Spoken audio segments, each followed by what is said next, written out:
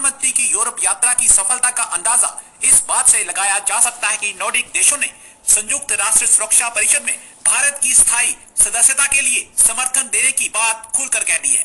France, Denmark ने भी भारत को यूएनएससी में परमानेंट मेंबरशिप दिए जाने पर भारत को फुल सपोर्ट देने को कह दिया है।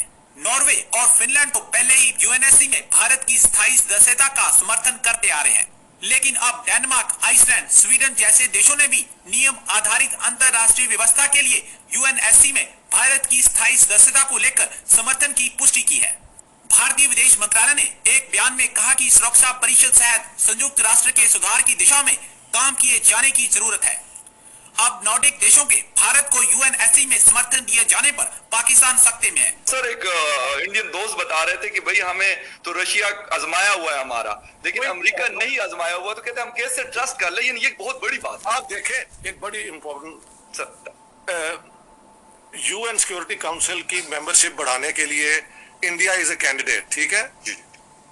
रशिया भी उसके हक में है, बाकी मुल्क भी बेहल, फ्रांस और ब्रिटानिया भी I think would support it जी।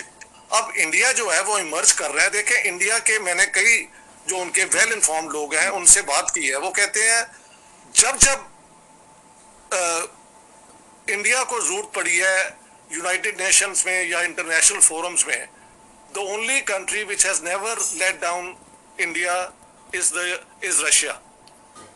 1971 में जब पीस ट्रीटी की थी इंदिरा गांधी ने रूस के साथ, उस जमाने में ये सिविल वॉर चल रही थी बांग्लादेश में, तो अमेरिका को न्यूट्रलाइज उन्होंने कर लिया था और चाइना को उन्होंने न्यूट्रलाइज कर लिया था, क्योंकि फिर ये था कि अगर इंडिया से जंग होती है तो रूस उसके साथ आता है, तो फिर चाइना उस जमाने में इतना पावरफुल नहीं था, समझ गए आप जी। तो अब एक मुल्क जिसकी और उनकी 60% जो आर्म्स हैं, आर्मामेंट है, और वो कोऑपरेशन जब करते हैं रूस से तो वो सारी टेक्नोलॉजी भी ले लेते हैं।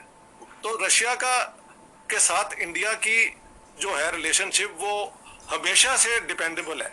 मैंने कई इंडियन वेल इन्फॉर्म्ड आर्मी के भी लोग